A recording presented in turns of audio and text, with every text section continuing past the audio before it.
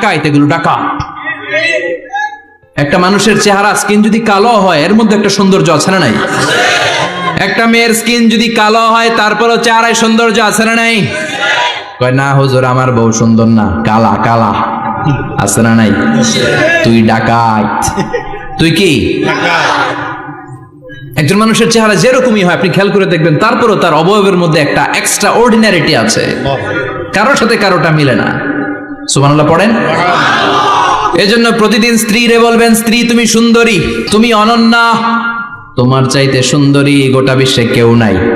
কইবেন না? মুরব্বীরা কয় না, কইতাম না, আগে কইয়া ফেলাইছি। এগুলো বলবেন। এগুলো বললে স্বামী স্ত্রীর মধ্যে ভালোবাসা বাড়াই দিবে কে? আল্লাহ। আমি প্রায় এগুলো বলি, উৎসাহিত করি যে স্বামী স্ত্রীর মধ্যে যে ভালোবাসাটা, এটা পবিত্র, এটা জান্নাতি। এই ভালোবাসা জান্নাতে শুরু হয়েছিল সাইয়েদনা আদম আর হাওয়ার মধ্য দিয়ে। চিল্লা এখন ঠিক না? স্বামী স্ত্রী দুইজনে একের হাতের সাথে আরেকজনের হাত মিলালে হাতের সগীরা গুনাহ মাফ করে কে? আল্লাহ। স্ত্রীর চেহারার দিকে নজর করে তাকালে চোখের গুনাহ মাফ করে দেয় কে? আল্লাহ।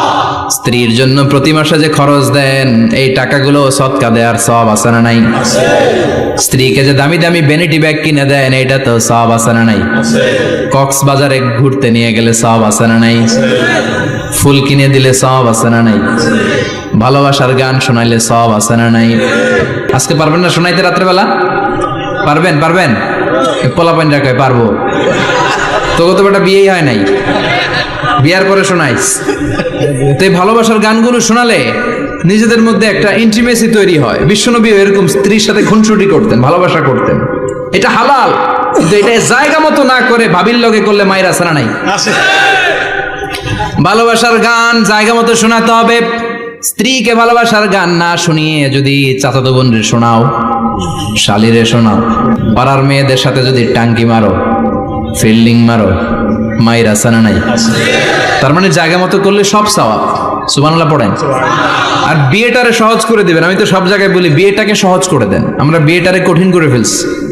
একটা ছেলে এই দেশে 16 থেকে 18 বছর বয়সে ম্যাচিউরড হয়, কিন্তু ওরে বিয়ের পিড়িতে বসায় 32 বছর বয়স। তো বাকি 32 বছর কি আঙ্গুল চুষবে? কথা কন, কি করবে? ও যে পাপ কাজ করে, ও যে পর্নোগ্রাফি দেখে, ও যে মাস্টারবেশন করে, এগুলোর পার্সেন্টেজ গুনাহ মা বাবার আমল নামায় আছে না নাই? মা বাবার এত সহজে পার পেয়ে যাবেন না। ছেলে মেয়েগুলারে সময় হলে বিয়ে দিয়ে দেন। বিয়ের চেয়ে ভালো কাজ পৃথিবীতে আছে? যেই সমাজে বিয়ের খরচ বেড়ে যায়, ওই সমাজে জেনার খরচ কমে যায়। বিয়ে করতে লাগে 10 লাখ, জেনা করতে লাগে 500 টাকা। কথা কন। এজন্য জেনাকে সহজ করবেন না বিয়েকে সহজ করবেন? বিয়ের কথা কইলেই পোলারা কয় তুই নিজের পায়ে দাঁড়া। তো এতদিন ও কার পায়ে দাঁড়াইছে? সহজ করবেন তো? আল্লাহ তুমি বোঝার তৌফিক দাও। এরপর আল্লাহ বললেন, আমি মানুষকে শুধু আশরাফুল মাখলুকাতি বানাই নাই, আমার খলিফাই বানাই নাই। মানুষের চেহারাটা শুধু আমি সুন্দর করে দেই নাই, গোটা বিশ্বের মধ্যে মানুষকে আমি সবচাইতে শক্তিশালী করেছি। সবচেয়ে শক্তিশালী কে? মানুষ। চিল্লায় বলেন শক্তিশালী কে? আল্লাহ যখন পৃথিবী বানালেন, মুসনাদে আহমদ ইবনে হাম্বলের বর্ণনা, পৃথিবী কাঁপাকাঁপি শুরু করলো। খালি কাঁপে, খালি কাঁপে। পৃথিবীর কাঁপাকাঁপি বন্ধ করার জন্য আল্লাহ পৃথিবীর মধ্যে 7টা টেকটনিক প্লেট বসিয়ে দিলেন। 7টা পাহাড়। 7 tectonic plates creates the mountain range on earth. এই 7টা প্লেট পৃথিবীতে এই পাহাড়গুলো উঁচু নিচু টিলা টপ্পর তৈরি করেছে। পৃথিবীব্যাপী যত পাহাড় আছে এই টেকটনিক প্লেটের কারণে। ওয়াজআলনাল জিবালা আওতাদা, পৃথিবী কাঁপতে শুরু করলো সৃষ্টির পর। পৃথিবীর কাঁপাকাঁপি বন্ধ করে দেওয়ার জন্য আল্লাহ পৃথিবীর ভেতরে পাহাড় ঢুকিয়ে দিলেন। পাহাড় পেরেকের মতো গেড়ে দেওয়ার পরে পৃথিবীর কাঁপাকাঁপি বন্ধ হয়ে যায়। সুবহানাল্লাহ। ফেরেশতারা অবাক হয়ে বলে, মাবুদ, পৃথিবীর কাঁপাকাঁপি বন্ধ হলো কেমনে? আল্লাহ বললেন, ও ফেরেশতারা, পৃথিবীর মধ্যে আমি পাহাড়কে গেড়ে দিয়েছি। পাহাড় গেড়ে দেওয়ার কারণে পৃথিবীর কাঁপাকাঁপি বন্ধ হয়ে গেছে। ফেরেশতারা বললেন, তাই নাকি? পাহাড়ের এত বড় শক্তি। ইয়া রাব, হাল মিন খালকিকা আশাদ্দা মিনাল জিবাল, আপনার এই সৃষ্টিকুলের মধ্য থেকে পাহাড়ের চাইতে বেশি শক্তিশালী কিছু আছে নাকি?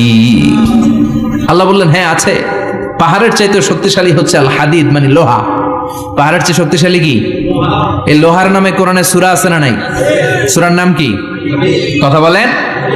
وأنزلنا الحديد فيه بأس شديد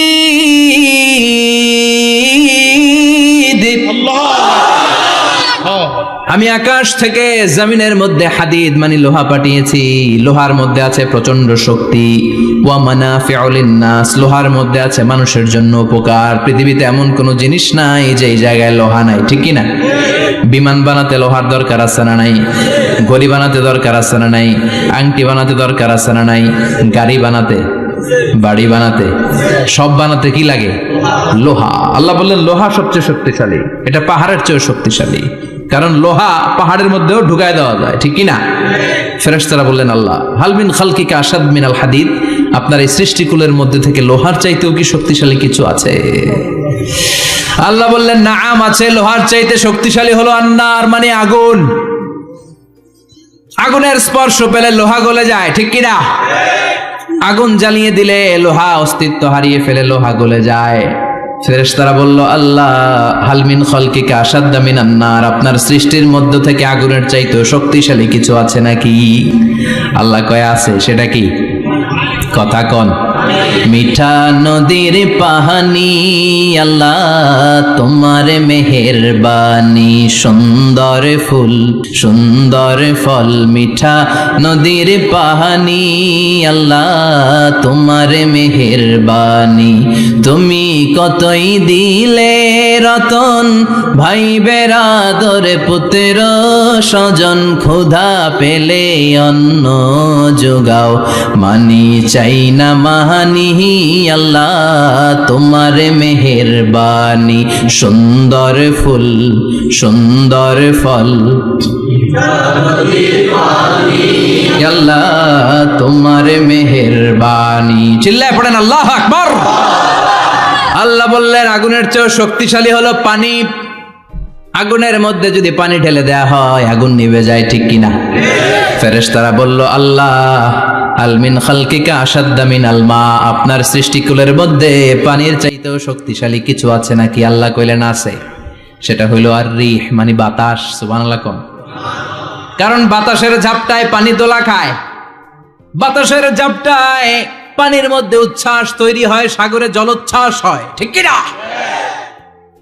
বাতাস ধাক্কা মারলে পানিতে দোলা লাগে, সিডর হয়, নার্গিস হয়, আইলা হয়, মহাসেন হয়, ঘূর্ণিঝড় হয়। পানির চাইতে বাতাস বেশি শক্তিশালী। ফেরেশতারা অবাক হয়ে বলে আল্লাহ তাহলে আপনার সৃষ্টিকুলের মধ্য থেকে বাতাসের চাইতেও শক্তিশালী কিছু আছে নাকি? আল্লাহ কয় আছে। ফেরেশতারা বললেন বাতাসের চাইতেও শক্তিশালী যদি কিছু থেকে থাকে সেটা কি? আল্লাহ বললেন সেটা হলো মানুষ, বনি আদম আল ইনসান। তবে ওই মানুষ যেই মানুষ দান করে, কি করে? ডান হাত যা দান করে বাম হাত সেটা টের পায় না। সুবহানাল্লাহ। আল্লাকা সিররুন ইনদাল্লাহ বাইনাকা আনতা ওয়া বাইনাল্লাহ, আল্লাকা সাদাকাতুন তাখফা লা ইয়ালামুহা ইল্লাল্লাহ, আল্লাকা সিররুন ইনদাল্লাহ বাইনাকা আনতা ওয়া বাইনাল্লাহ, আল্লাকা সাদাকাতুন তাখফা লা ইয়ালামুহা ইল্লাল্লাহ। সুবহানাল্লাহ পড়েন। তোমার কি এমন কোন আমল আছে নাকি যে আমল আল্লাহ ছাড়া কেউ জানে না? তুমি এমন কোন গোপন দান করেছো নাকি যেই দানটা আল্লাহ ছাড়া কেউ দেখেনি, ঠিক কি না? গোপন দান আল্লাহর রাগকে কমিয়ে দেয়। তাহলে ওই মানুষ ওই বাতাসের চাইতেও শক্তিশালী যে মানুষ ডান হাতে দান করলে বাম হাতও টের পায় না। মানুষ টের পাওয়া তো দূরের কথা, চিল্লায় পড়েন আল্লাহু আকবার।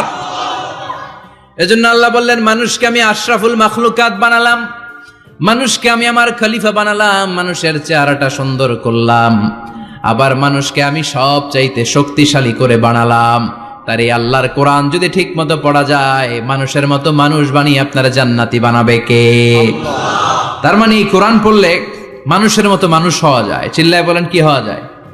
সবাই বলেন মানুষের মতো মানুষ হতে চান তো সবাই? সবাই চাই। আসুন দেখি মানুষের নামে সূরায় আল্লাহ কি বললেন, পড়েন। আউযু বিল্লাহি মিনাশ শাইতানির রাজীম, বিসমিল্লাহির রহমানির রহিম। হাল আতা আলাল ইনসানি হিনুম মিনাদ দাহরি লাম ইয়াকুন শাইআম মাযকুরা।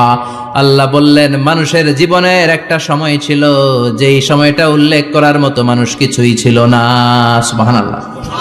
প্রত্যেক মানুষের জীবনে এমন একটা সময় ছিল যেই সময়টাতে উল্লেখ করার মতো সে আসলে কিছুই ছিল না, তার অস্তিত্বই ছিল না, সে জিরো ছিল, তাকে জিরো থেকে হিরো বানিয়েছে কে? আল্লাহ।